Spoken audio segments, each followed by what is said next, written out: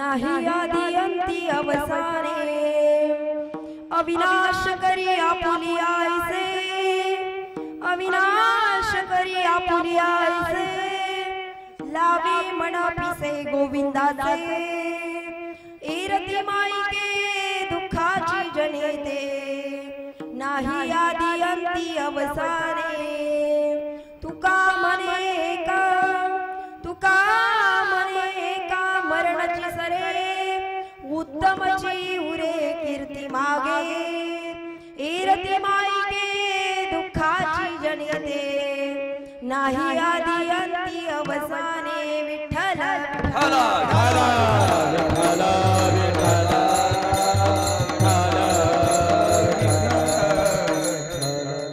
महायोग पीठे तटे भीमरथम वरं कुंडलिकाय दातुं मुनीन्द्रये समागत्य तिस्रं तमानन्दकन्दं परब्रह्मलिङ्गं भजे पाण्डुरङ्गं पाण्डुरङ्गकारो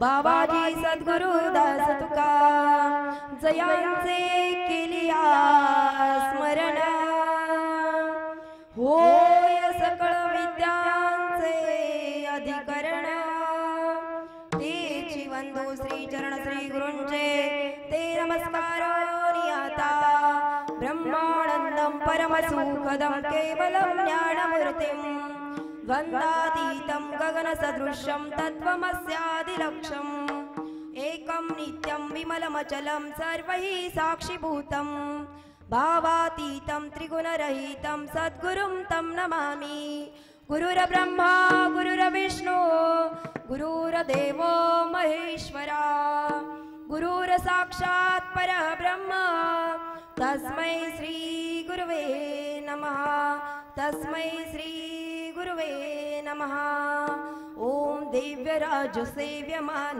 पावनाग्रि पंकजं व्यालयज्ञ सूत्रमिन्दुशेखरं कृपाकरं नारदादि योगिवृन्द वन्दितं दिगंबरं काशिकापुरादिनाथ कालभैरवं भजे भानुकोटि भास्करं भवाब्धितारकं परं नीलकण्ठमीप्सितार्थदायकं त्रिलोचनं कालकालमं जुजाक्षमक्षशूरमक्षरं काशिकापुरादिनाथ काल भैरवं भजे.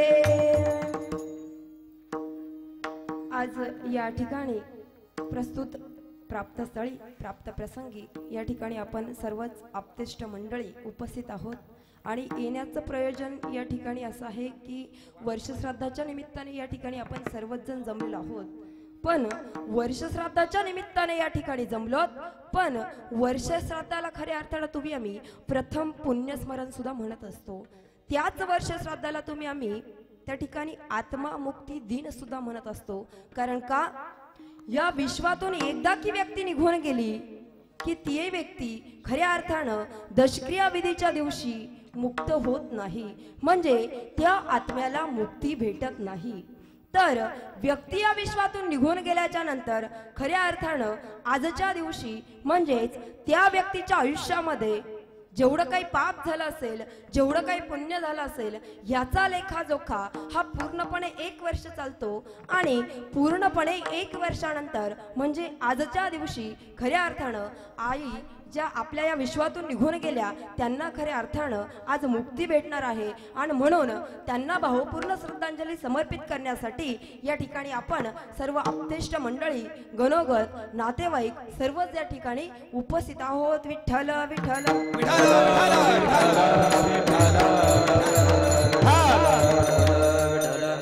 सेवेला सुरुवात करण्यापूर्वी अल्पसा परिहार द्यायचं वक्त्याचं आद्य कर्तव्य आहे. तर आजच्या या सेवेसाठी खऱ्या अर्थानं सर्वच मंडळी, मी तर म्हणेल मी खूप अज्ञानी आहे, सर्वच मंडळी खूप अतिशय ज्ञानी आहेत.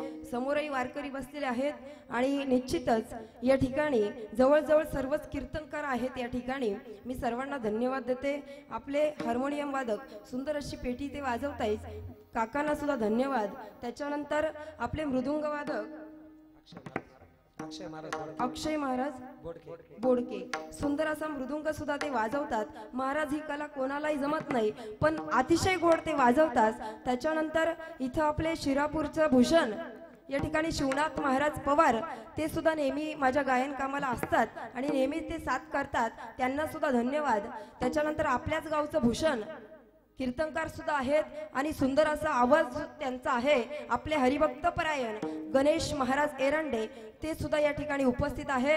त्याच्यानंतर याच गावाचं भूषण आपले विश्वनाथ महाराज नवले ते सुद्धा सुंदर असं कीर्तन सुद्धा करतात, त्यांनाही धन्यवाद. त्याच्यानंतर साईनाथ महाराज काळे ते सुद्धा कीर्तनकार आहेत आणि गोड असा आवाज आता चाल आपण ऐकलीच, गोड असा आवाजही त्यांचा आहे. सर्वच महाराजांना धन्यवाद.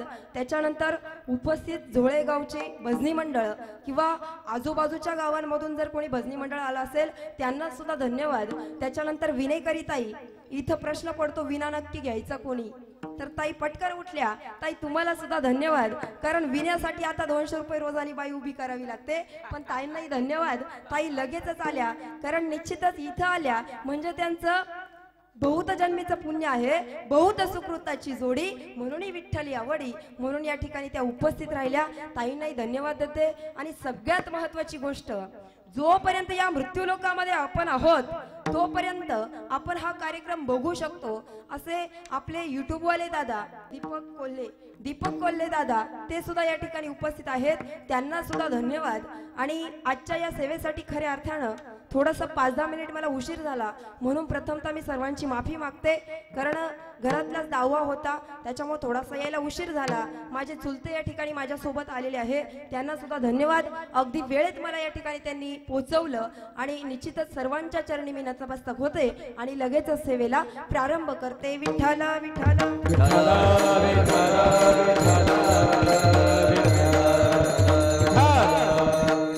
आपुला तो एक देव करून घ्यावा, तेने विना जीवा सुख नोहे.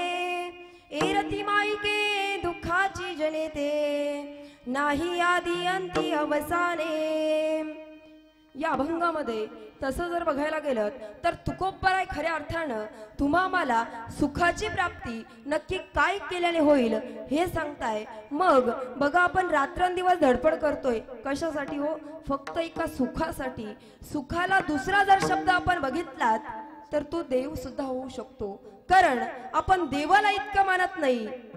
देवाच्या मागे इतकं पळत नाही तेवढं त्या सुखासाठी तुम्ही आम्ही धडपड करतोय। आणि या सुखासाठी धडपड करत असताना तुम्ही आम्ही संसारामध्ये राहून जर सुख मागत असेल तर ते तुम्हा आम्हाला कधी सुद्धा भेटत नाही। बघा, आतापर्यंत तुम्ही कितीतरी कीर्तन ऐकले असतील किंवा कितीतरी प्रवचन सुद्धा ऐकले असतील। प्रत्येक कीर्तनकार, प्रत्येक प्रवचनकार इथे येऊन हेच सांगतात की आपण सुखासाठी धडपड करतोय। पण मला एक सांगा, प्रत्येक जण जर हेच सांगत असेल आपल्या संसारामध्ये आपल्याला सुख भेटत नाही, तर मग हे सुख कुठं भेटतं? परमार्थामध्ये। मग आपल्याला संसारात जर सुख नाही तर आपण, मला एक सांगा, झोळे गावातील कोणी आजपर्यंत सोडलाय का हो संसार? प्रपंच सोडलाय का दुःख आहे म्हणून? नाही सोडला। कारण का? आपल्याला संसारामध्ये राहून भगवान परमात्म्याचं नाव घ्यायचंय। म्हणून तुकोबराय या अभंगातून तुम्हा आम्हाला हेच सांगतात, आपुला तो एक देव करुणी घ्यावा, तेने विना जीवा सुख नोहे। मग तुम्हा आम्हाला जर सुखाची प्राप्ती करायची असेल, निश्चितच त्याच्यासाठी आपल्या जीवनामध्ये देव करावा लागेल। परंतु आपलं मात्र तसं होत नाही।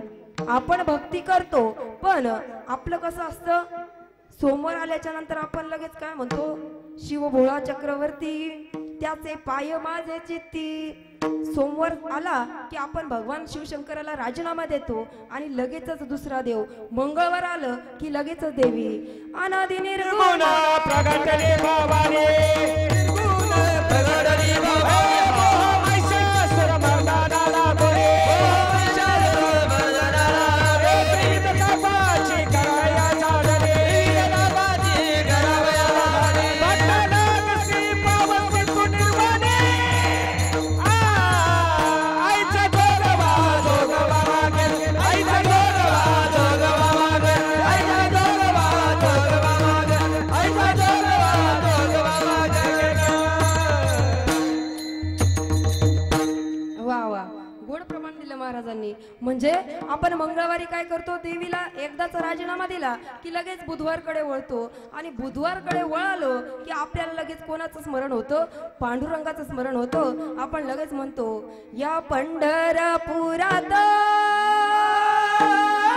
काय वाजत गाजत, काय वाजत गाजत, सोन्याचं बाशिंग लगीन देवाचं लागत, सोन्याचं बाशिंग लगीन देवाचं लागत, सोन्याचं बाशिंग लगीन देवाचं लागत, सोन्याचं बाशिंग लगीन देवाचं लागत।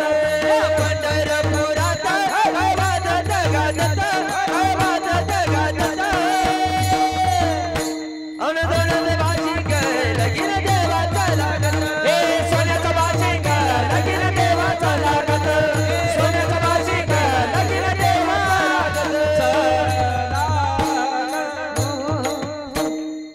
म्हणजेच बुधवार गेला की लगेचच आपण काय करतो, पांडुरंगाला राजीनामा देतो, आणि लगेचच गुरुवार आल्याच्या नंतर दत्तात्रयांची आपण सेवा करायला सुरुवात करतो।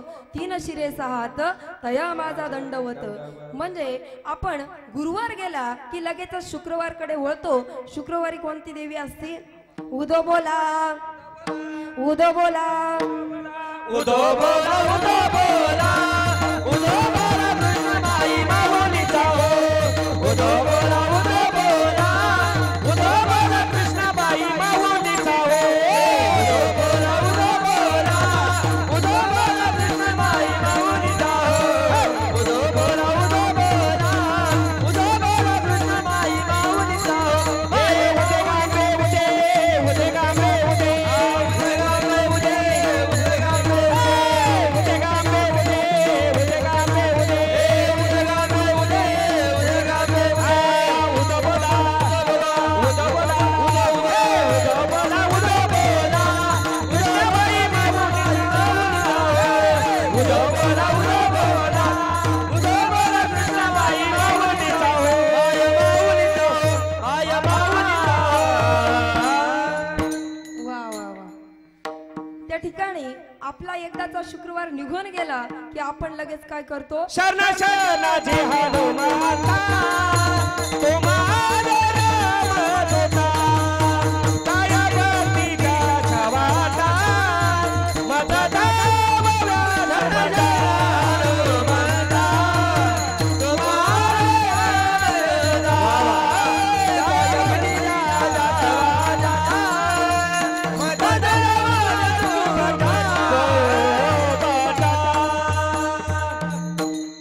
त्याच्यानंतर शेवटचं काय राहिलं? रविवार. रविवार आला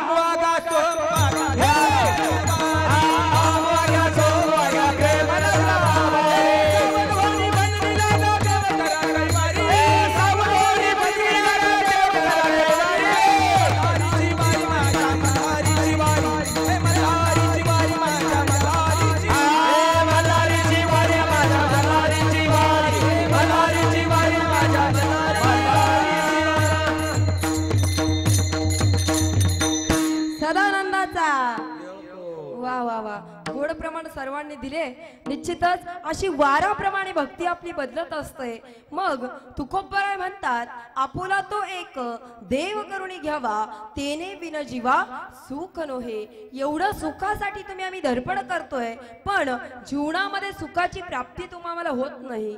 बघा, आपण जर शिव शब्द घेतला आणि शिव शब्दातले समजा इकार काढून टाकला, इकार म्हणजे वेलांटी, समजा वेलांटी काढून टाकली तर उरतं काय? शव. शव शब्द उरतो. आणि शव म्हणजे काय हो? मड. माहिती का मड? असे धरून आणल्यासारखे बसू नका हो. एवढे गंभीर चेहरे करून बसले. फ्रेश बसा. सगळा जगाचा लोड तुमच्यावर आलाय काय? अशी बसली तुम्ही. फ्रेश बसा. मागे जर कोणाला ऊन लागत असेल तर बाबा पुढे येऊन बसला तरी चालेल. आपल्यासाठी मंडप टाकला एवढा सुंदर. विठ्ठल विठ्ठल.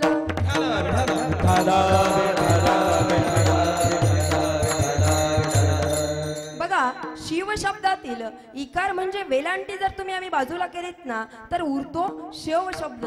म्हणजे शव शब्दाचा अर्थ होतो मड.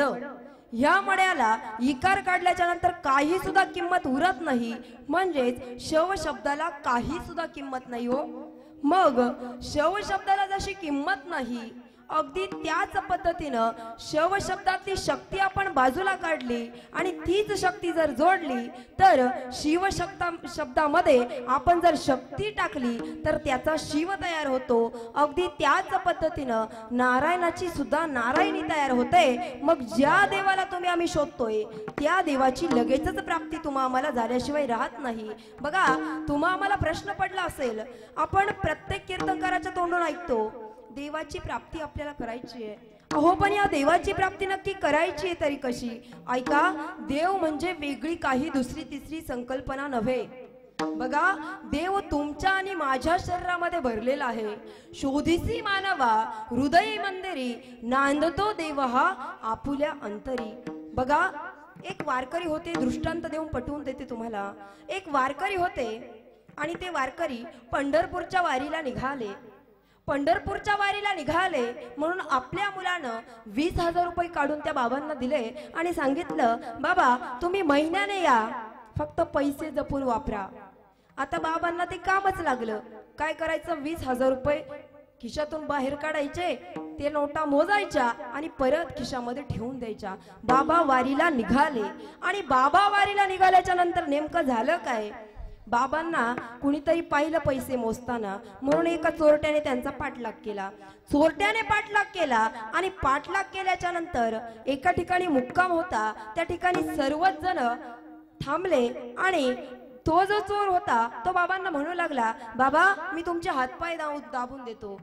खरंच त्याला सेवा करायची होती का? नाही, त्याला काय करायचं होतं? चोरी करायची होती. मग त्या ठिकाणी झालं काय? बाबा म्हटले, हरकत नाही बाबा, मी पण चालून चालून दमलोय, तू काय कर, माझे हातपाय दाब. त्याला हातपाय दाबायला लावले. पण त्याने काय केलं? 2 दिवस जाऊन दिले, 3राही दिवस जाऊन दिला आणि 4थ्या दिवशी मात्र तो बाबांची कोपरी चाच पडायला लागला. झोपल्याच्या नंतर तो पैसे चाच पडू लागला. पैसे नक्की ठेवलेत तरी कुठं? त्याला पैसे काही सापडेना. 8 दिवस गेले, 10 दिवस गेले, अहो 15 दिवस आले आणि 15व्या दिवशी झालं काय? नेमकी 15व्या दिवशी त्याने हात जोडले आणि बाबांना मनापासून एकच प्रश्न विचारला, बाबा मी खरं तुमची सेवा करण्यासाठी आलो नव्हतो हो, मी खरं तुमच्या पैशांना भाळलो, मला चोरी करायची होती, पण मी काय आता चोरी करणार नाही. मला फक्त एका प्रश्नाचं उत्तर द्या, तुम्ही जे पैसे मोजत होते, जो बंडल तुम्ही कोपरीतून काढायचे आणि ज्या वेळेस रात्रीचा तुम्ही झोपायचे त्यावेळेस ते पैसे तुम्ही नक्की कुठं ठेवायचे? बाबांनी उत्तर बघा किती गोड दिलं. जुनं ते सोनं बर का. बाबा म्हटले, अरे तुला पैसेच पाहिजे होते ना, मग ह्याच्या अगोदर तुम्हाला सांगायचं ना, तू माझ्या शेजारी झोपायचा आणि तुझ्याच उशाला मी काय करायचो ते 20,000 रुपये ठेवून द्यायचो आणि निवांत झोपून घ्यायचो. पैसे कुठे होते? चोराच्या उशाला. पण त्याला ते कळले का? नाही. तसं देव हा भगवान परमात्मा तुमच्या आमच्यामध्ये विराजमान आहे, परंतु त्याची तुम्हाला ओळख नाही.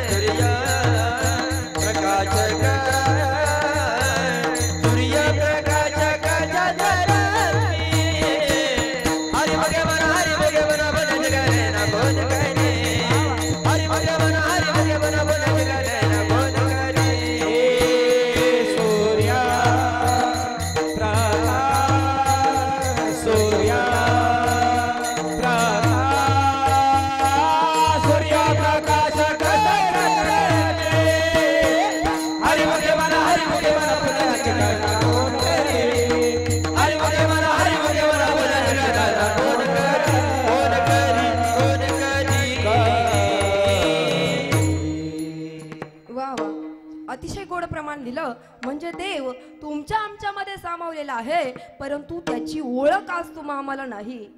निश्चितच आपल्या शरीरातील आत्मा आणि भगवान परमात्मा या दोघांचं जीव आणि शिवाचं नातं आहे. म्हणून आपण या आत्म्याची आणि परमात्म्याची ओळख करून घेणं फार गरजेचं आहे. निश्चितच आपण देवाला इकडं तिकडं शोधत बसतो, परंतु देव हा तुमच्या आमच्या हृदयामध्ये आहे. निश्चितच याची जर ओळख आपल्याला झाली तर दुसरा तिसरा परमार्थ करण्याची गरज नाही हो. निश्चितच कितीतरी व्यक्ती आज अशा आहेत ज्या की सुखासाठी धडपड करताय, कितीतरी देवाची पूजा करताय, तरी सुद्धा जीवनामध्ये सुखाची प्राप्ती होत नाही. मग निश्चितच कुठंतरी आपल्याला असं वाटतं, मी एवढे उपवास केले, आळंदीची वारी केली, पंढरपूरची सुद्धा वारी केली, तरी सुद्धा माझ्या जीवनामध्ये आज मला सुख प्राप्त होत नाही. एक सांगेल तुम्हाला, उपवास केला पाहिजे, पण जी स्त्री आजाराने कमकुवत आहे तिने उपवास करू नये. जी स्त्री शरीराने सुद्धा कमकुवत आहे तिने उपवास करू नये. हे मी पुरावा सोडून बोलणार नाही. आपल्या ज्ञानेश्वरी उघडा, ज्ञानेश्वरीच्या 3ऱ्या अध्यायामध्ये ज्ञानोबराय सांगतात, तुम्ही व्रतनियम ना करावे, तुम्ही शरीराते ना पिडावे.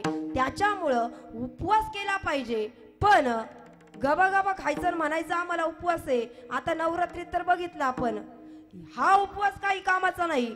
उपवास केला पाहिजे, पण एक आदर्श घेण्यासारखा आहे मुस्लिम लोकांचा. अहो थुका सुद्धा गिळत नाही, अशा पद्धतीचा उपवास त्यांचा असतो. एवढा कडीकोट उपवास आपण करू का? नाही. ह्याच्याचमुळं खऱ्या अर्थानं आपल्या जीवनामध्ये भगवंताची प्राप्ती आपल्याला होत नाही. बघा, तूप माहिती आहे सर्वांना, तुमच्या चालू जीवनातलं उदाहरण देते, लगेचच देव तुम्हाला कळून जाईल. तूप माहिती सर्वांना.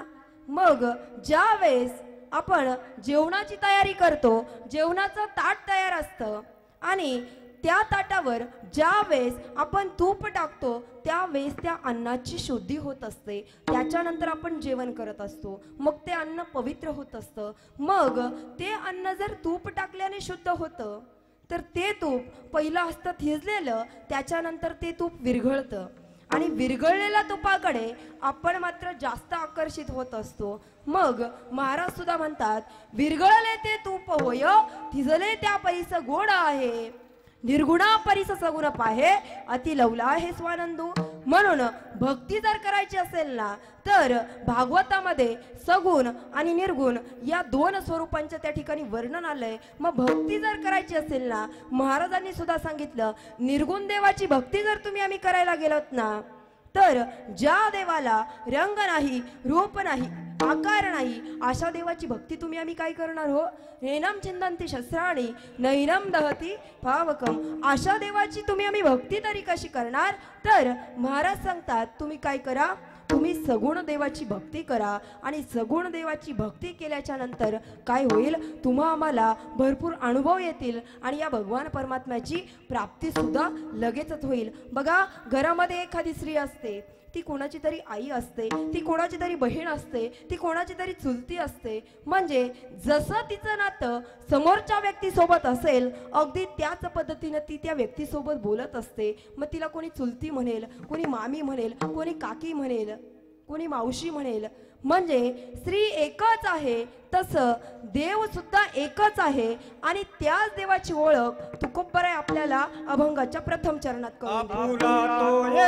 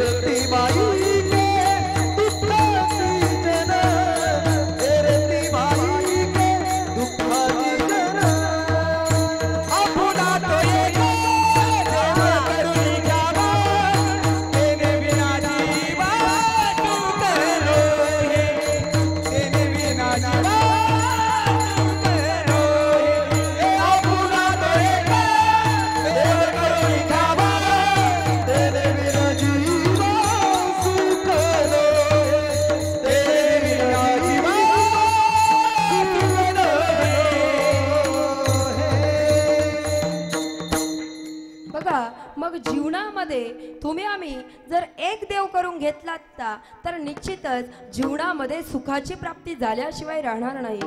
अगदी साईबाबांचे बरेचसे सेवेकरी या ठिकाणी असतील. साईबाबा सुद्धा काय म्हणतात हो, सबका मालिक एक हे. आणि आपल्या वारकरी संप्रदायामध्ये तुकोबराय सुद्धा काय म्हणतात, आपुला तो एक देव करून घ्यावा. निरंकारी मिशन मध्ये काय म्हणतात, एक तूही निरंकार. म्हणजे एकाच देवाची तुम्हा आम्हाला सेवा करायला सांगितली. मग आपल्याला जे वाटतं ना, हा देव वेगळा, तो देव वेगळा, ही देवी वेगळी, ती देवी वेगळी नाही माईबाप, कोणी सुद्धा वेगळं नाही. फक्त पांडुरंगच काय आहे, एकमेव देव आहे. आणि ह्याच देवाची सेवा केलीत ना, जीवनात सुखाची प्राप्ती झाल्याशिवाय राहणार नाही. पुढे जाऊन तुकोबराय म्हणतात, एरती माईके दुःखाची जनिते नाही आदी अंती अवसाने. म्हणजेच एरती माईके म्हणजे काय हो, आता आपण जे जीवन जगतोय ते पूर्णपणे माईक पदार्थांमध्ये तुम्ही आम्ही अडकून गेलोत हो. बघा, एखादं कीर्तन आहे समजा, आज इथं कीर्तन आहे, एखाद्या माई माऊलीची खूप इच्छा झाली, काही होऊ द्या, मी एक वेळेस काम बाजूला ठेवीन पण आज कीर्तनालाच जाईन. पण नेमकं कीर्तनाला निघायचा टाइम आणि घरात जावई आले, ती माय माऊली लगेच थांबून घेती. आणि जावयाला जर नाही चहा पाणी केला तर लेकीचा प्रश्न. म्हणून ती माय माऊली त्या माईक पदार्थांमध्ये अडकून जाते आणि तिथं अडकल्याच्या नंतर ती कीर्तनाला येऊ शकत नाही. म्हणजे आपला धावा हा भगवंताकडे असतो, परंतु आपण इथपर्यंत येऊ शकत नाही. त्याचं कारण आपण पूर्णपणे मायेमधून गुरफटून गेलोय. आणि या मायेतून जर बाहेर पडायचं असेल तर त्याच्यासाठी जीवनामध्ये भगवंताचं नामस्मरण अत्यंत गरजेचं आहे. ज्ञानदेव पुसे निवृत्तीची चाड, निवृत्तीची चाड, गगनहुनी वाड नाम आहे, गगनहुनी वाड नाम आहे. ज्ञानदेव पुसे निवृत्तीची चाड, निवृत्तीची चाड, गगनहुनी वाड नाम आहे, गगनहुनी वाड नाम आहे. ज्ञानदेव पुसे निवृत्तीची चाड, गगनहुनी वाड नाम आहे, गगनहुनी वाड नाम आहे. ज्ञानदेव पुसे निवृत्तीची चाड, गगनहुनी वाड नाम आहे, गगनहुनी वाड म्हणजे नामाचा महिमा तुम्हा सर्वांना ज्ञात आहेत. बघा, तुकोबराय म्हणतात, नामस्मरण सुद्धा करा, तेही कामामध्ये. तुम्ही असताना जरी नामस्मरण केलं ना तरी सुद्धा माझ्या भगवंताला ते अत्यंत प्रिय आहे. म्हणून तुकोबराय म्हणतात, जिथं आपल्याला जायला पाहिजे तिथपर्यंत काय आपण पोहोचू शकत नाही, आपण मात्र भरतीकडेच गुरफटलेला असतो. मग तुकोबराय पुढे जाऊन म्हणतात, नाही आदी अंती अवसाने. बघा, एखादं प्रेत जर घरामध्ये पडलेलं असेल, फार झालं तर 3 ते 4 तास ते प्रेत घरात ठेवतील. आणि 3 ते 4 तासानंतर आपलीच घरातली माणसं काय करतात हो, ते प्रेत ओट्यावर आणून ठेवतात. आपलीच माणसं चौघांच्या खांद्यावर आपल्याला स्मशानभूमीपर्यंत नेतात. तिथं जाऊन आपल्याच घरातली माणसं आपल्याला अग्निडाग देत असतात. बरोबर आहे की नाही? तुम्हा सर्वांना हे ज्ञातच आहे. मग तिथपर्यंत तुमचा आमचा परिवार सोबत असतो, परंतु तिथून पुढचा प्रवास मात्र कोणाचा असतो? आपल्या एकट्याचा असतो. मग आपल्या एकट्याचा जर तिथून पुढचा प्रवास असेल, आपल्या जीवनामध्ये जेवढं काही पाप झालं असेल, जेवढं काही पुण्य झालं असेल, त्याचा पूर्णपणे लेखाजोखा हा भगवंताकडे असतोच. आणि ह्याची उत्तरं आपल्याला द्यावी लागतात. म्हणून त्याच्यासाठी आपली उत्तरं देण्यासाठी आपला भाऊ येणार नाही, बहीण येणार नाही, कोणी सुद्धा येणार नाही. या विश्वामध्ये, या मृत्यू लोकामध्ये कोणी सुद्धा कोणाचं नाही. म्हणून जीवन जगत असताना एक गोष्ट फक्त लक्षात ठेवा, आपल्या जीवनामध्ये किती जरी दुःख आलत ना तर शेजारच्या बाईला कधीच सांगू नका, अगं बाई माझा नवरा दारू पितो. कधीच सांगू नका. ती काय दारूचे आटे बंद करणार आहे का हो? नाही. ती उलट काय करेल, आपण ज्यावेळेस शेजारच्या स्त्रीला सांगतो त्यावेळेस ती रडून ऐकेल. आणि आपण थोडंसं पुढे गेलो की सगळ्या दुनियाला ती काय करेल, हसून सांगेल, अरे हिचा नवरा दारू पितो. म्हणून आपल्या जीवनातलं दुःख जर सांगायचंच असेल ना तर माझ्या भगवंताला सांगा. एक दिवस घराचा दरवाजा बंद करा आणि घरामध्ये बसून डसडसून रडा या भगवंतासाठी. आणि या भगवंताला सांगा, देवा तू माझा आणि मी देवा सांगू सुख दुःख, देवा निवारीला दुःख, देव निवारीला दुःख, देव निवारीला. देवा सांगू सुख दुःख, देव निवारीला दुःख, देव निवारीला दुःख, देव निवारीला दुःख.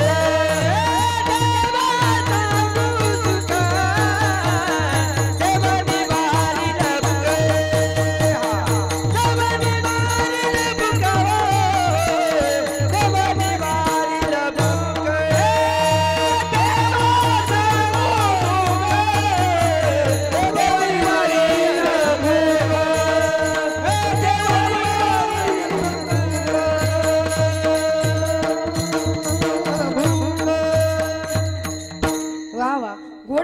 महाराजांनी दिलं. निश्चितच आपल्याला असं वाटतं की हा माझा तो माझा, परंतु आपलं दुःख जाणून घेण्यासाठी कोणी सुद्धा जवळ येत नाही. आपलीच आपल्याला काय करायचे, सोडवण करायचे. भगवान परमात्म्याला सगळी सुख दुःख आपल्याला सांगायचे. जीवन जगत असताना आपल्याला फक्त एवढं जरी कळलं ना की आपण नक्की आलोय कुठून आणि आपला जायचा रस्ता कुठे, तरी पण आपलं जीवन सफल झालं माई बाप. कारण आज कोणालाच माहित नाही आपण नक्की आलोय कुठून आणि आपल्याला जायचंय कुठं. आला से कोठून जाते कवल्या रे खाया, आला से कोठून जाते कवल्या रे खाया, दर दर तुझ्या जाई आवगी लटकीच्या माया, दर दर तुझ्या जाई आवगी लटकीच्या माया. सावध होई बाबा, काळाला काळाला बाबा, जपाच्या गुंतून पाय पडत से पाय. सावध होई बाबा, काळाला काळाला बाबा, जपाची गुंतून पाय पडत तसे बाबा. वा वा, अतिशय सुंदर प्रमाण दिलं महाराजांनी. निश्चितच जीवनामध्ये एवढं ठाम करा की आपलं कोणी सुद्धा नाही, पूर्णपणे या भगवंतावर सोडून द्या. फक्त भगवंत माझा आहे, देवा तू माझा आणि मी तुझा. देव माझा माझा माझा, देव माझा माझा माझा, देव माझा मी देवाचा. देव माझा माझा माझा, देव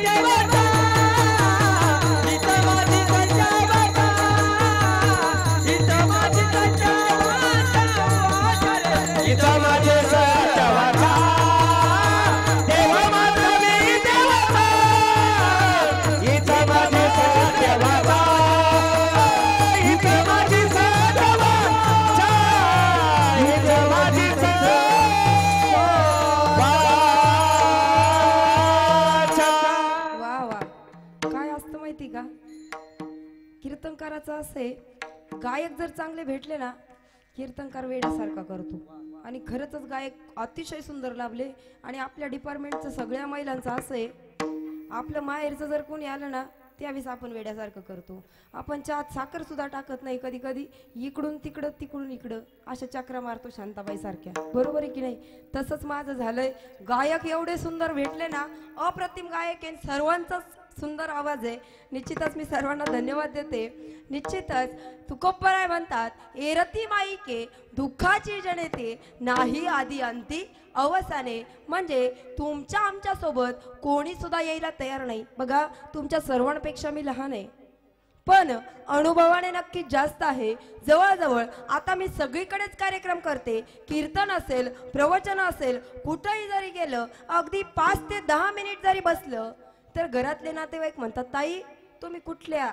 फक्त आपल्या गावाचं नाव सांगायचं, ते म्हणतात, ताई अहो तुम्ही आमचे पाहुणे लागतात. म्हणजे लगेचच ओळख निघते. म्हणजेच संपूर्ण महाराष्ट्रभर असं एक घर नाही, या मराठ्याचा कुठं ना कुठं तरी वेलात वेल गुंतलेलाच असतो. लगेचच त्यांची आणि आपली ओळख होत असते. मग मला असं म्हणायचंय, एवढी सगळी जर तुमची आमची प्रेमाची माणसं असतील ज्यावेळेस आपला अंतकाळ येतो, आपण स्मशानभूमीमध्ये असतो, त्यावेळेस आपल्या प्रेतासोबत या सगळ्या प्रेमाच्या माणसांमधून एकाने तरी उडी घ्यायला पाहिजे हो. येतं का कोणी? येतं का? का नाही येत?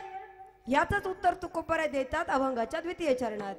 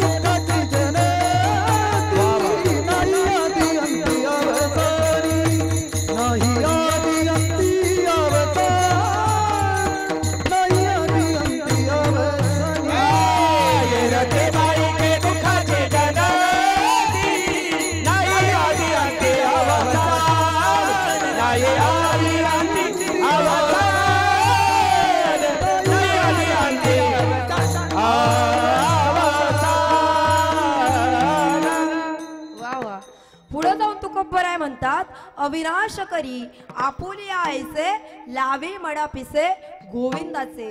त्या ठिकाणी तुकोबराय म्हणतात इथं आपण जन्माला आलोय, या मृत्यू लोकामध्ये जन्माला आलोय, पण नेमकं कशाकरिता जन्माला आलोय? बघा, आपली ओळख आपल्याला करून देते. अहो, ज्यावेळेस आईच्या उदरामध्ये 9 महिने 9 दिवस आपण होतो, त्यावेळेस खऱ्या अर्थानं आपल्याला हे कळत नव्हतं आपण इथं आहोत, एवढ्या घाणीमध्ये आहोत. म्हणून आपण काय करत होतो? या भगवंताला विनंती करत होतो, हे देवा तू काही कर, पण या घाणीत मला त्रास होतोय, तू काय कर, लवकरात लवकर या आईच्या उदरातून तू मला बाहेर काढ. एक वेळ करी या दुखावे गळे, एक वेळ करी या दुखावे गळे, एक वेळ करी या दुखावे गळे, दुखाची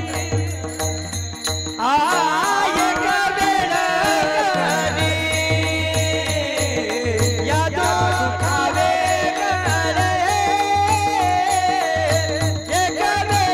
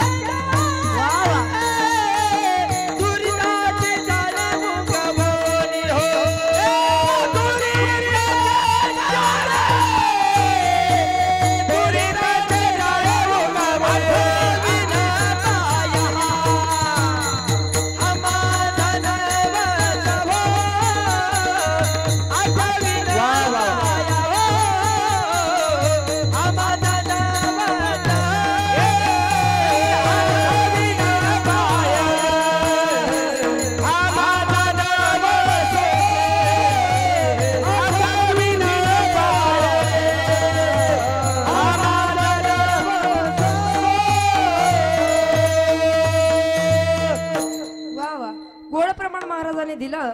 निश्चितच ज्या वेळेस आपण आईच्या उदरामध्ये होतो, अक्षरशः गाणीमध्ये आपल्याला त्रास होत होता, म्हणून आपण या भगवंताला विनंती केली, हे देवा तू काही कर, पण काय कर, मला पहिलं या आईच्या उदराच्या बाहेर काढ आणि मला हे सुंदर विश्व दाखव. मग हे सुंदर विश्व दाखव म्हटल्याच्या नंतर माझा भगवंत खूप दयाळू हो, माझा भगवंत खूप दयाळू आहे. भगवंताने काय केलं, फक्त त्या आईच्या उदरामध्ये असणाऱ्या बाळाला 3 अटी घालून दिल्या. हे बघ बाळा, मी तुला जन्माला घालेल, पण तुला देश सेवा करावी लागेल. मी तुला जन्माला घालेल, पण तुला समाजसेवा करावी लागेल.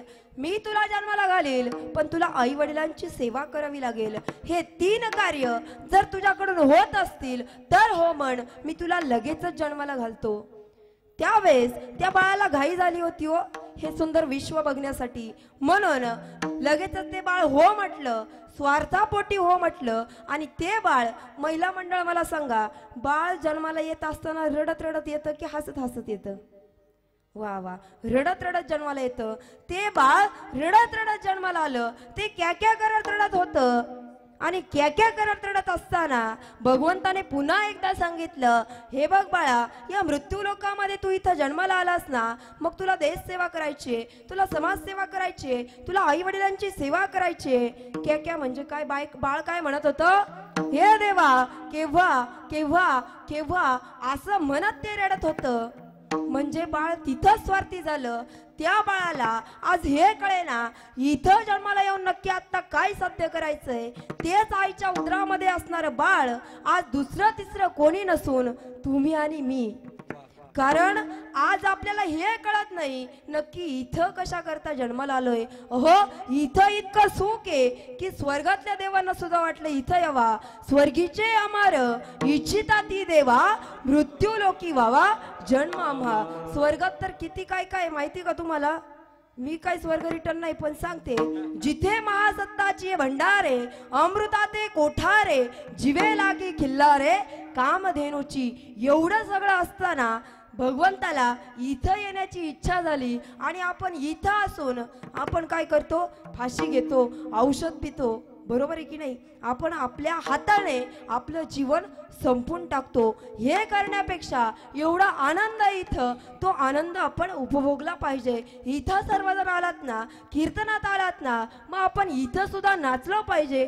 नाचो कीर्तनाचे रंगे, नाचो कीर्तनाचे रंगे, नाचो कीर्तनाचे रंगी, नाचो कीर्तनाचे रंगी, नाचो कीर्तनादीप लावू जगे, नाचो कीर्तनाचे रंगी, ज्ञानदीप लावू जगे, ज्ञानदीप लावू जगे, नाचो कीर्तनाचे रंगे, नाचो कीर्तनाचे रंगी, ज्ञानदीप लावू जगे, नाचो कीर्तनाचे रंगी, ज्ञानदीप लावू जगे, ज्ञानदीप लावू जगे, सर्व साधूनी वादाई, सर्व साधूनी वादाई.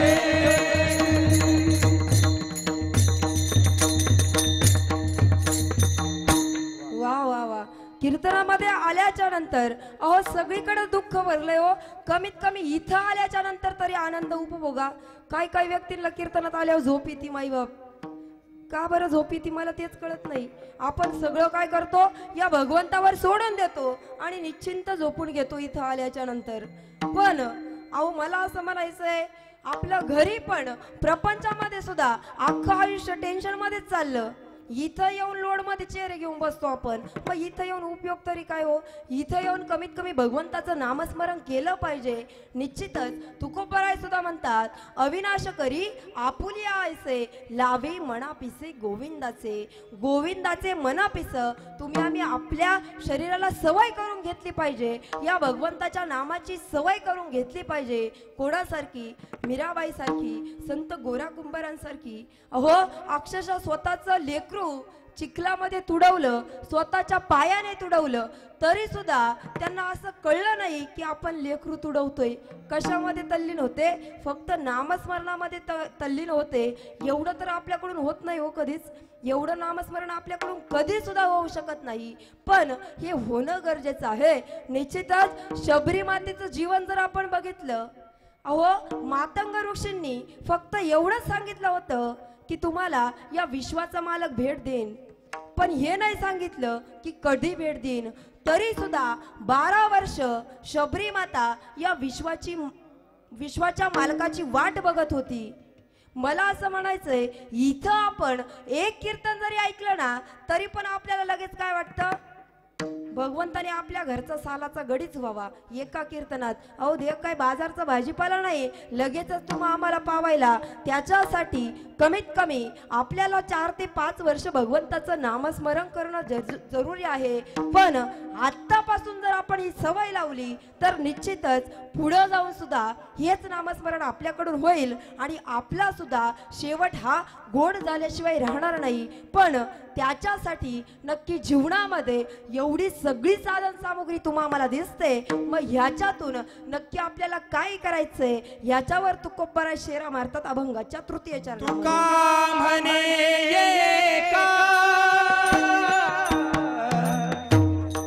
अविनाश करी अविनाश करी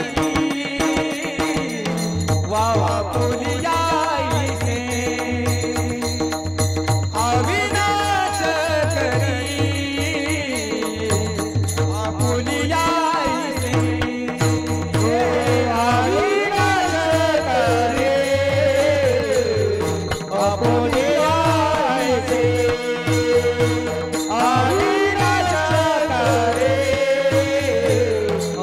बोलिया से लावी बिना पिसे गोविंदा से लावी मना पिसे गोविंदा से हो रती माई के सुखाची जरती ये रती माई के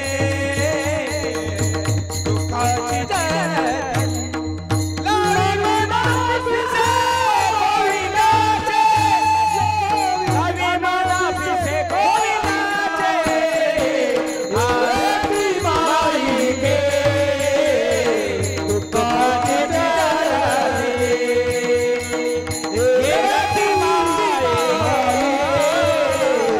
सुखाची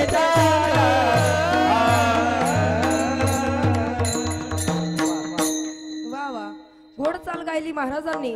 त्याच्यानंतर पुढे जाऊन तुकोबराय म्हणतात, तुका म्हणे एका मरणाची सरे उत्तमची उरे कीर्ती मागे. बघा, तुमच्या आमच्या जाण्यानं संपूर्ण अहमदनगर जिल्हा नाही रडला तरी चालेल, आपला तालुका नाही रडला तरी चालेल, आपला गाव नाही रडला तरी चालेल, पण तुमच्या आमच्या जाण्यानं कमीत कमी आपल्या घरचा परिवार तरी तुमच्या आमच्यासाठी रडला पाहिजे हो. अशा पद्धतीचं जीवन तुमचं आमचं पाहिजे. नाहीतर अक्षरशः काही काही ठिकाणी अंत्यविधीला जर गेलोत ना, लोक चर्चा करतात, काय बरं झालं एकदाची आमच्या गल्लीची घाण गेली, कटकट गेली. कधीच समाजकार्यात पुढं नाही, कधीच राजकारणात सुद्धा पुढं नाही. मग याच्यामुळं लोक आपल्याला वैतागतात. त्याच्यामुळं आपल्याबद्दल कोणी सुद्धा असं बोललं नाही पाहिजे. म्हणून जीवन कोणासारखं जगलं पाहिजे? निश्चितच छत्रपती शिवाजी महाराजांसारखं जीवन आपण जगलो पाहिजे. पण त्यांच्यासारखं जीवन जर म्हटलं ना, अगदी काही काही तरुण मुलांना जर म्हटलं ना, दादा तुम्हाला नक्की तुमचे आदर्श कोण आहे, तुम्हाला नक्की आवडतं तरी कोण, तीच तरुण मुलं म्हणतात, ताई आम्हाला छत्रपती शिवाजी महाराज आवडतात.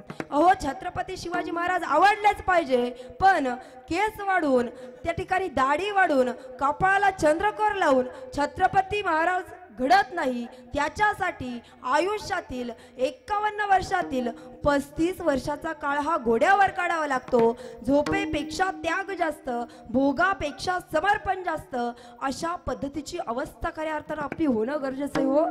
आजकाल आपली तरुण मुलं जर बघितलीत ना, अक्षरशः पान टपरीवर उभं राहण्यामध्ये तरुण मुलांचं आयुष्य निघून चाललंय हो.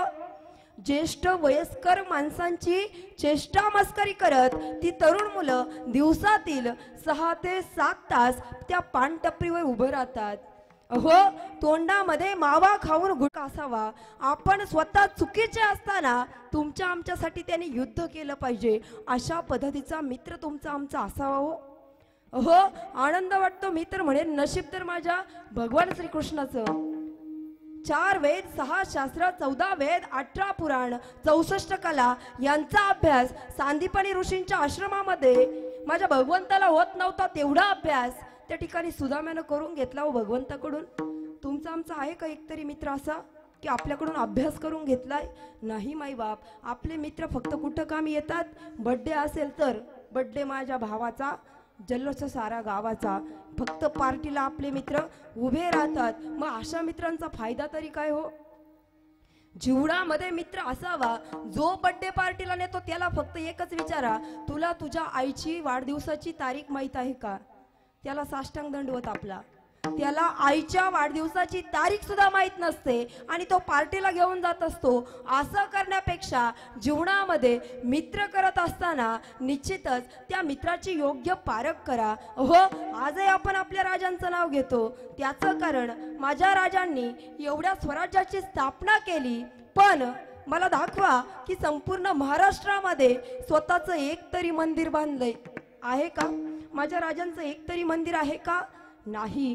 पण स्वतःच्या जगण्यानं, स्वतःच्या कर्तृत्वानं आज प्रत्येक व्यक्तीच्या हृदयामध्ये ज्याने स्वतःचं त्या ठिकाणी नाव कोरलं ते माझे छत्रपती शिवाजी महाराज. हो, त्याच्यामुळं आपल्याला हे कळणं गरजेचं आहे माझ्या राजांनी कसं जीवन जगलं आणि आज आपण कसं जीवन जगतोय हे फार महत्वाचं आहे. आपण आजही त्यांचं नाव घेतो. इथं श्राद्ध आहे तरी सुद्धा त्यांचंच नाव घेतो. कारण का? त्यांचं जीवन त्या पद्धतीचं होतं आणि निश्चितच त्यांची कीर्ती आज अजरामर आहे म्हणून त्यांचं नाव आपण घेतोय.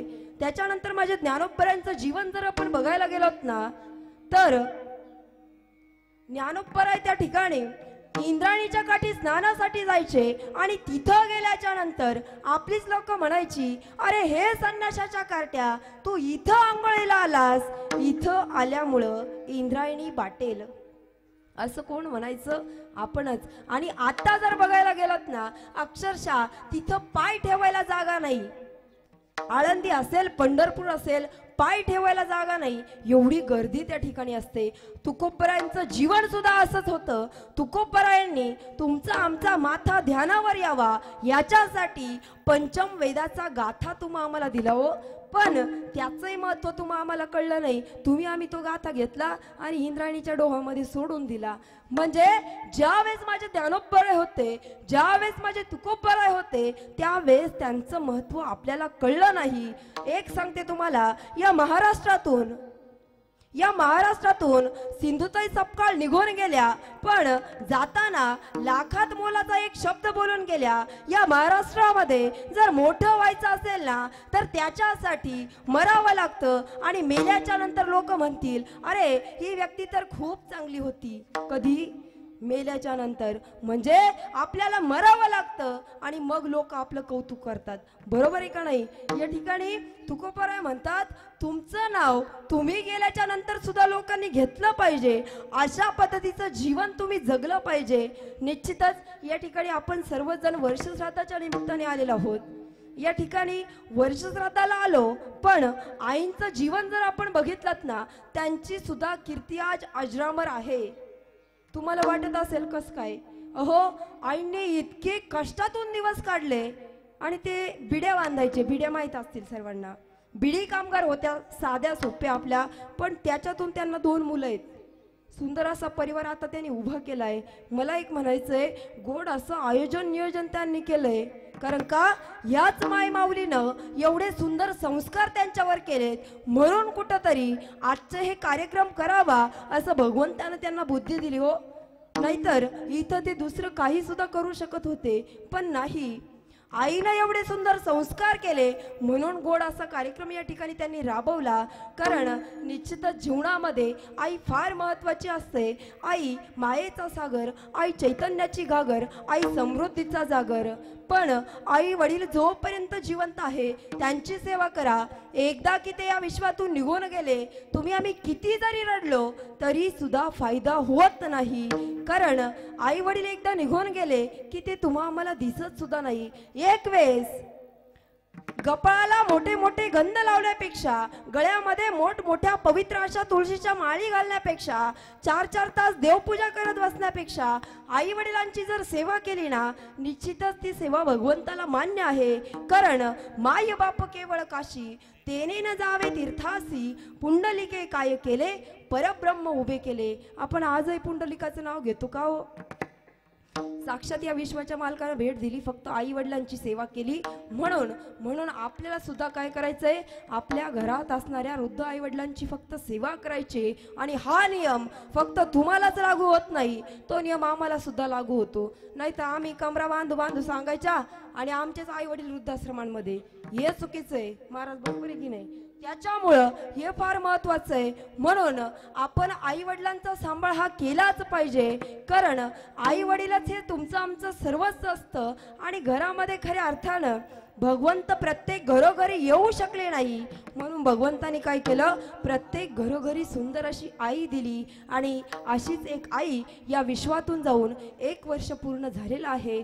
परंतु आई वडिलांची सेवा जर तुम्ही आम्ही अगोदर केली असेल, नंतर हे म्हणायची गरज पडत नाही, कशाला सोडून गेलीस आई स्वर्गाला, हो कोण वाढविल तुझी आया बाळाला, हो कशाला सोडून गेलीस आई स्वर्गाला, हो कोण वाढविल तुझी आया बाळाला.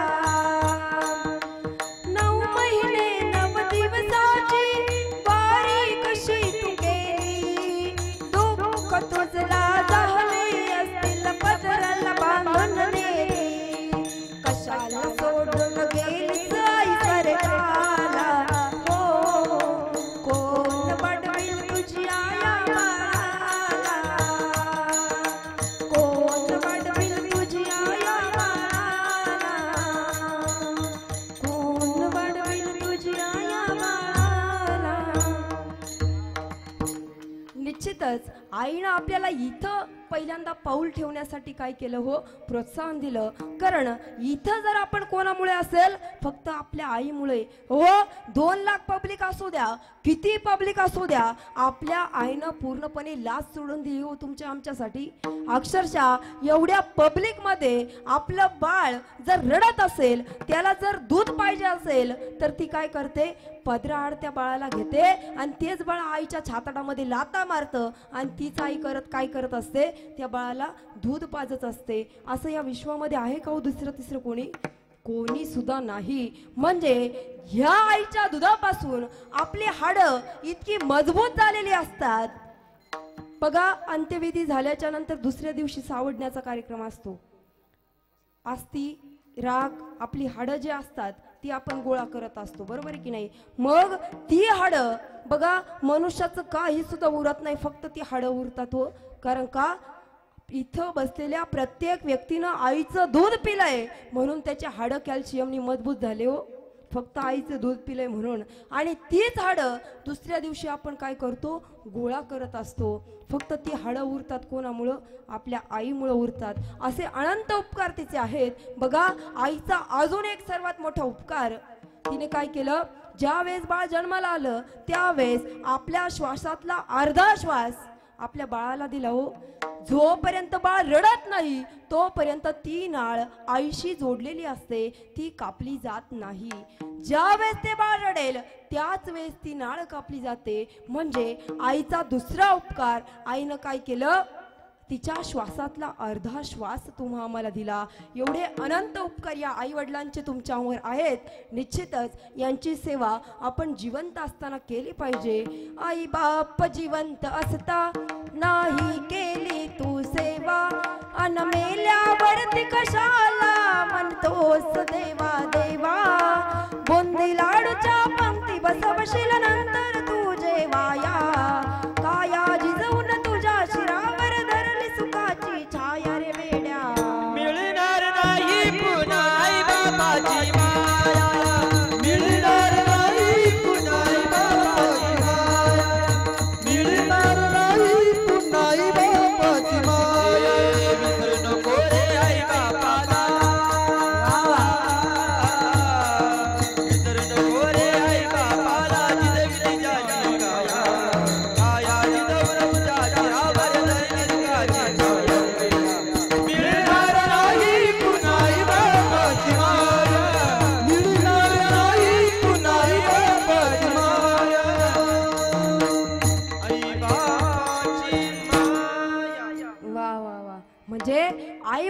आपले जोपर्यंत जिवंत आहे तोपर्यंत खऱ्या अर्थानं त्यांची सेवा करणं गरजेचं आहे.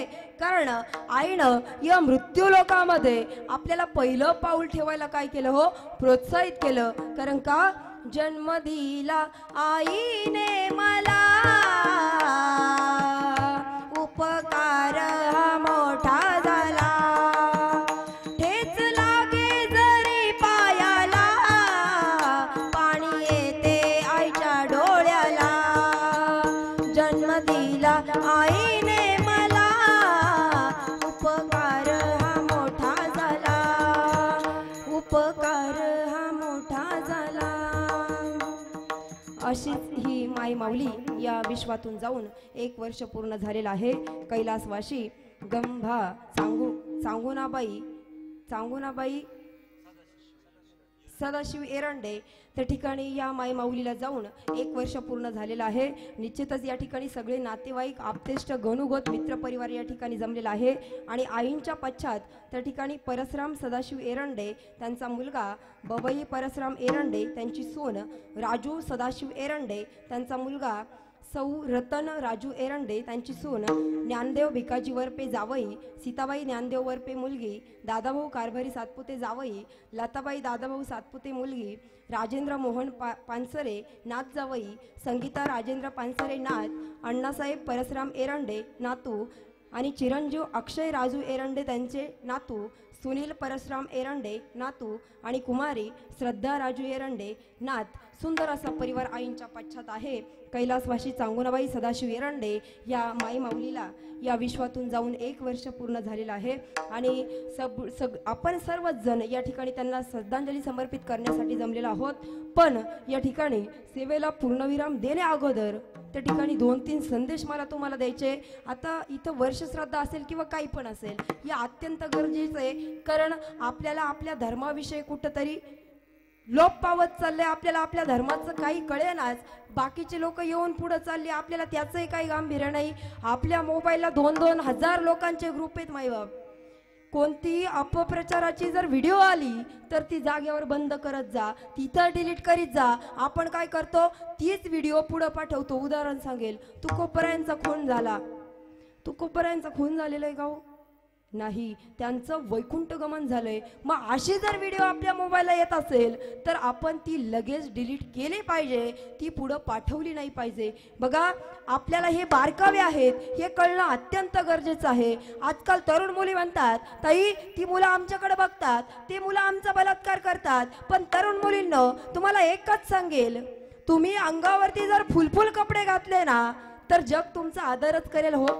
पण तुम्ही अंगावर जर हाफहाफ कपडे घातले ना, जग तुमचा बलात्कार केल्याशिवाय राहणार नाही. हे कुठंतरी आपण डोक्यात घेतलं पाहिजे हो. आपल्या मुलांना आपण शिकवण दिली पाहिजे, मुलींना सुद्धा शिकवण दिली पाहिजे. हो, 22 वर्षाची तरुण मुलगी आई झोपेतून उठण्याआधी ती जर ज्ञानेश्वरी घेऊन बसली आणि ती ज्ञानेश्वरी वाचते, त्या आईला किती आनंद होईल हो, किती आनंद होईल, तपासच नाही. मग त्या आईला आनंद होतो तसा तिच्या वडिलांनाही आनंद होतो. त्या 22 वर्षीय तरुणीचा ज्या वेळेस विवाह जमवायचा असतो त्यावेळेस त्याच मुलीचा बाप छाती ठोकपणे सांगतो, काय आज माझ्या मुलीचा बाप दुसरा तिसरा कोणी नसून साक्षात ज्ञानोबराय, साक्षात तुकोबराय माझ्या मुलीचा बाप आहे. म्हणून त्या मुलीचा लगेच विवाह जमत असतो. निश्चितच मुलींनो, झोळेगावला एक शापच देऊन जाते बघा. आता बघा, झोळे गावात एक शापच देऊन जाते. आणि मी एका वारकऱ्याचीच पोरगी आहे म्हणून शाप देते. मुलींनो, तुम्ही जर तुमच्या आई वडिलांच्या संमतीने विवाह केला ना तर तुम्ही आयुष्यभर सुखी राहाल, आनंदी राहाल. माहेरातून जाताना आई वडिलांच्या गळ्यामध्ये पडून तुम्ही ढसढसून रडा, पण त्याच्या विरुद्ध शाप ऐका. तुम्ही जर तुमच्या मनाने जर विवाह केला आणि आई वडिलांच्या डोळ्यामध्ये तुमच्यामुळे जर पाणी येत असेल तर तुम्ही आयुष्यभर सुखी राहणार नाही. आई वडिलांचा तळतळाट तुमच्या समोर राहील.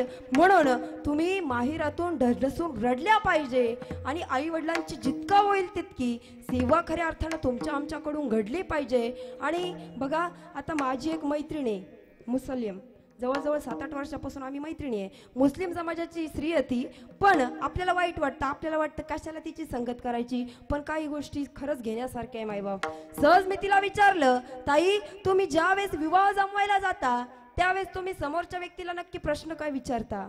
गोड उत्तर दिलं बघा. उत्तर असं दिलं, ताई मुलगा असेल किंवा मुलगी असेल आम्ही एकच प्रश्न विचारतो, तो म्हणजे की बाई तू कुराण वाचलंयस का? हा प्रश्न आम्ही त्या मुलाला विचारतो. ती जर हो म्हटली लगेचच विवाह जमत असतो. परंतु आपलं तसं होतं का हो? आपण विवाह ज्या वेळेस जमवायला जातो त्यावेळेस आपला पहिला प्रश्न असतो काय? बाई तू शाळा किती शिकली? तुझं शिक्षण किती झालं? तू कोणत्या कॉलेजला होती? तुझं आता वय काय? तू पगार किती घेती? हे प्रश्न आपण तिला विचारत असतो. म्हणून मला असं सांगायचंय, जुनं ते सोनं. म्हातारे माणसाला मुलगी बघायला सोबत घेऊन जात जा. म्हातारे माणसं विचारतील, बाई तुझा हरिपाठ पाठ आहे का? बरं नाही अक्का हरिपाठ पाठ, हरिपाठातील एक अभंग तरी पाठ आहे का? हा प्रश्न ती माणसं विचारतील. हो तुकाराम गाथा वाचली का? तू ज्ञानेश्वरीचं पारायण केलंय का एक तरी? हे प्रश्न जुनी लोक विचारतील. हो आणि ही काळाची गरज आहे. त्यांच्याकडून खरंच आपल्याला घेण्यासारख्या खूप साऱ्या गोष्टी आहेत. हो ज्यावेळेस आपलं लहान लेकरू भगवंताच्या दर्शनासाठी जातं ते काय म्हणतं? हात जोडून देवा सुखात ठेव बर का. म्हणजे ते काहीतरी मागूनच येतं देवाकडून. काय म्हणतं? मला सुखात ठेव. तेच त्यांचं पोरग जर गेलं ना दर्शनासाठी ते काही सुद्धा मागत नाही. ते काय म्हणतं? अगदी शेवटपर्यंत जोपर्यंत या हृदयामध्ये श्वास आहे तोपर्यंत फक्त तुझं नामस्मरण माझ्या मुखात राहू दे. मग ही गोष्ट शिकण्यासारखी आहे किंवा नाही? नक्की शिकण्यासारखी आहे. म्हणजे आपण भक्ती करतो पण ती स्वार्थापोटी करत असतो, हे कुठेतरी थांबलं पाहिजे. झोळे गावातल्या सगळ्या पुढाऱ्यांनी एकत्रित या आणि एकत्रित येऊन काय करा? बैठक घ्या. शाळेतील मुख्याध्यापकांकडे जा आणि मुख्याध्यापकाकडे जाऊन काय करा?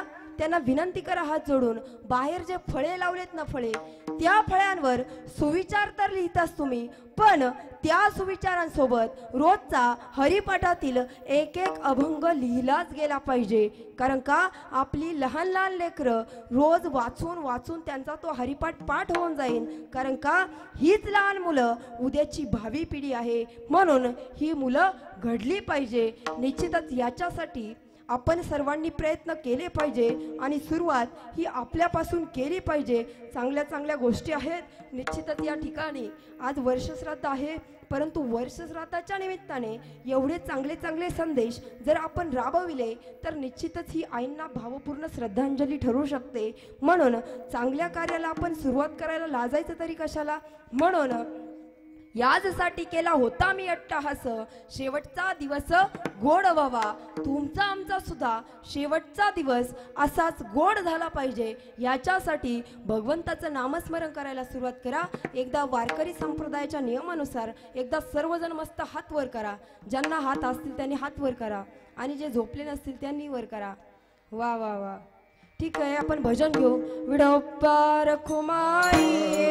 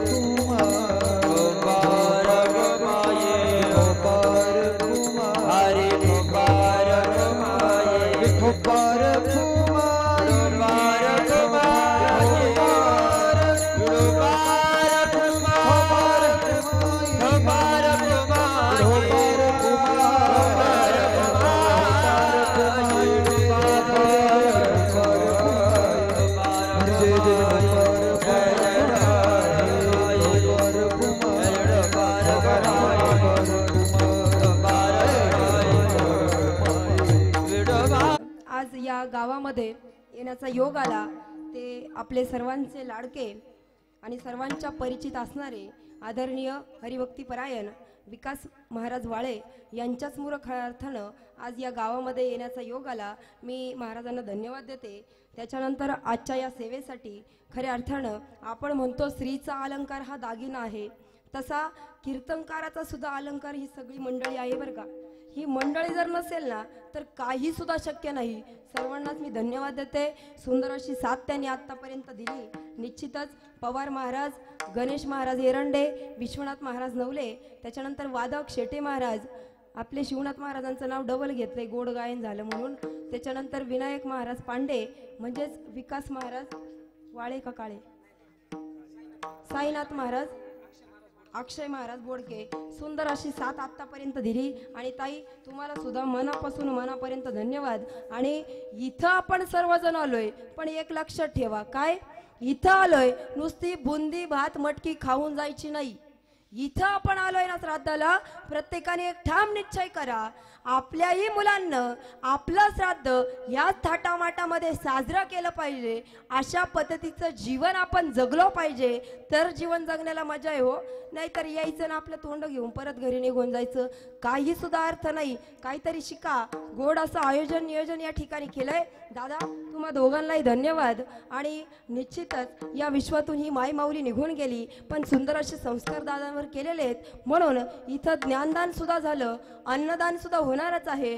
कारण आजच्या दिवशी ज्ञानदान, अन्नदान, वस्त्रदान जेवढं सगळं या कुटुंबातून होईल तेवढं या माई माऊलीसाठी चांगलं असेल. आणि आजच्या दिवशी या आत्म्याला मुक्ती भेटत असते. म्हणून या ठिकाणी आपण श्रद्धांजली देण्यासाठी सर्वजण उपस्थित आहोत. सर्वांना परत एकदा धन्यवाद देते. आणि तुम्ही सगळे आतापर्यंत शांत बसून राहिले, तुम्हाला सर्वांना धन्यवाद देते. आणि निश्चितच याच ठिकाणी झालेली सेवा माझ्या गुरुच्या चरणी, आई वडिलांच्या चरणी समर्पित करते. परत एकदा अगदी वेळेत माझ्या चुलत्याने मला इथं आणलं, त्यांनाही धन्यवाद देते. आणि याच ठिकाणी सेवेला पूर्ण विराम देते. ज्ञानेश्वर माऊली, ज्ञानराज माऊली.